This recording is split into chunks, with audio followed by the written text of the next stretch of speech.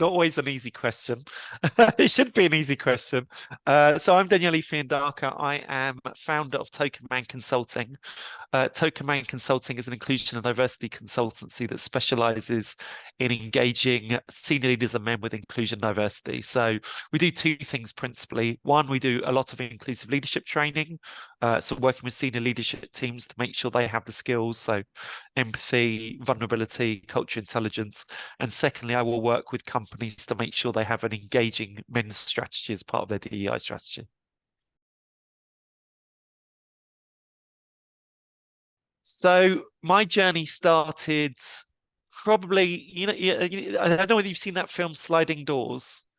Was that film Sliding Doors? I had a sliding doors moment, and it was I used to work in advertising. I used to run as a hobby. I used to run one of the biggest collective of creative directors around the world. We had 450 creative directors, but like many industries, the advertising industry has and it still has a real issue with the lack of female creative talent within the creative departments. And so I organized a dinner to recruit more creative directors to this club I ran. And when I turned up and it was me and 12 women, it wasn't a surprise because I organized the dinner. I co-funded the dinner. But what was the surprise is what happened when I walked through the door, which is I immediately lost my confidence. It was like this invisible hand came down and pulled my confidence away. As we sat down to dinner, all the conversations were happening around me. I felt myself being pushed further out. And then when I got up to introduce the dinner, which again, I was co-host, I got a friend of mine to co-host with me, she cut me off mid my talk. And these were all things that I'd heard women talk about experiencing in senior leadership positions in the boardroom. And it's not that I didn't believe them. I just didn't understand the extent of what it feels like to be in the outgroup because I have many privileges. If you type the word privilege into Google Images, sorry, you get someone that looks like me. But one of my privileges, I didn't experience being in the outgroup until I was 39. But when I did experience it, it horrified me. And I went, oh my God, this is so difficult. And obviously, it isn't just women, it's people of color, it's people with disabilities, it's people LGBTQ plus. If there's a dominant group, the people in the out group find it so much harder. And so I'm a hacker. We're going to come on to one of the books that I wrote, but I'm a hacker. I like solving problems. And I knew that no minority in history had ever affected change without the support of the majority. And going back to 10 years ago, it was clear to me that not only were men not being invited in the room when we talk about gender equality and wider inclusion and diversity, but often they weren't welcome in the room. And for good reasons on that welcome, because people do need those safe spaces.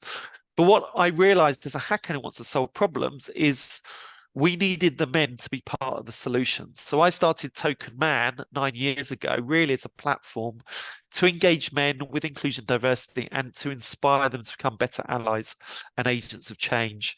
There's a very long story in between, but cut a long story short, Token Man took up so much of my time. I'd left my agency about 7 years ago to start my own business. I did actually wake up one morning and I had no income the next month because I'd forgotten to do new business because Token Man was taking up so much of my time. I make no money on Token Man. Token Man is my kind of volunteering base, which I still run 50% of my time. But I realized at that point I had to either close Token Man or pivot my career to actually make Token Man really important to it. And so that's when I launched something called Utopia with a good friend of mine, Nadia Powell. Ran that for 5 years, but I left there last year specifically because I realized I needed to spend, having gone through the journey myself that I continued to go on, but having worked with so many senior leaders, especially men who are really struggling in this space, I realized that I had to spend more time with them and longer with them. So last year I trained to become a coach. And now I'm working much closer with senior leaders to actually take them through the journey that I know they need to go through.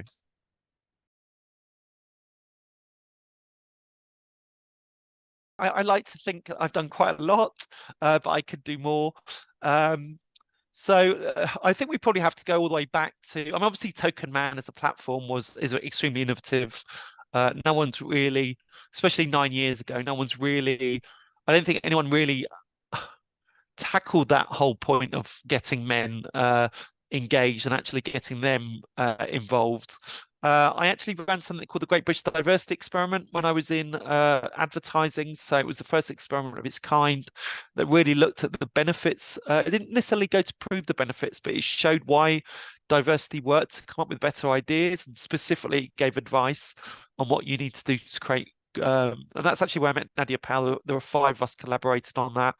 I've worked with Ali Hannon, who runs Creative Equals. We both co-founded a female creative leadership program, which I'm very proud to say, I think 8 years on, is still going, and is, I think, over 400 women have gone through that program. So I think that makes a huge difference. Obviously, my day-to-day work, we're doing quite a lot, but and there's a lot of things that I do obviously now to engage with men. So I'm doing a lot of free work. So and the reason I'm supporting those men is to take them on that journey. So, you know, if you look at the work that I do, I'm very clear when I work with organizations, is I think organizations have been getting it slightly wrong. Because what they've been doing is they've been going straight to recruiting men to help create the change without recognizing that first those men need to understand what inclusion diversity is. They have to feel that inclusion diversity is for them as well. So, you know, we talk about inclusion for everyone, but often inclusion hasn't, the activity hasn't been for everyone. And so we talk about support, inspire, recruit. So I spend a lot of time in the work I'm doing supporting men, inspiring men, and recruiting men. But also part of that is understanding better the challenges that women still face. So today, before this podcast, I've just partnered with Harriet, and we are running a report on the sexualization of women in the workplace. So it was quite, the report will be ready soon, but just going through some of the comments that women are still facing in the workplace was a very sobering read, and quite a depressing read, really.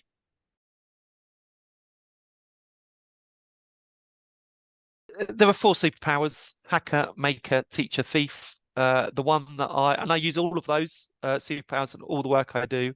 Probably the one that I use the most is hacking. Hacking is just recognizing that you have make you that we operate in a system. That system is really complex, and what we need to do is break that system into smaller parts and then fix each of those smaller parts. So what we need to do is make lots and lots and lots and lots and lots and lots of small changes.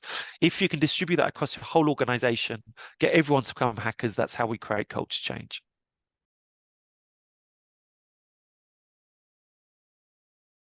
I think if you look at my previous experience, I think I think a very good example would be, and again, I'll go back to the superpowers actually. One of the superpowers is teacher, and the key takeout from the book is a quote by Alvin Toffler: the 21st the illiterate in the 21st century will not be those who cannot read or write. It's those that cannot learn, unlearn, and relearn. When we went into lockdown, we lost all our income overnight. And we went straight to that quote. We need to learn, unlearn, and relearn. So we focused we basically we didn't have any client work. So we just focused the next 4 weeks and going, okay, how do we become a digital business? And so it was just that kind of relentless focus, that idea of hacking and fixing, but also going, okay, we need to teach ourselves. So we gave one member of staff 2 weeks off to just go in and understand the Zoom platform. She wrote an open source document about how to use Zoom. And all of a sudden we launched, within 2 weeks, we launched a virtual conference with, I think, 21 different workshops. We had never delivered a workshop when we launched the conference.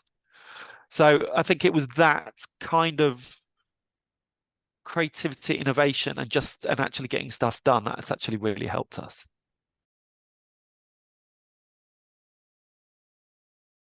It's really simple, is to relook at your whole inclusion, equity, and diversity strategy and understand how you're engaging men within that. I'll give you an example, I think, is and it's actually an example to the previous talk. I ran a workshop for a client last month, and at the end, it was a 3-hour workshop. And at the end, one of the men got up a man who didn't want, and he actually said, I didn't want to be in this space. I actually asked to not be in it because I thought DEI was not for me. But for the first time, I've really truly understood and appreciated why it's so important for me to lean in. And so for me, having that ability to get those men engaged is where we're going to create the shifts. We have to find senior leadership leaning into this and actually starting to model the behaviors that we need to create inclusive cultures, behaviors of vulnerability, empathy, cultural intelligence, curiosity, collaboration. All of those things aren't necessarily things that all leaders are equipped to do right now.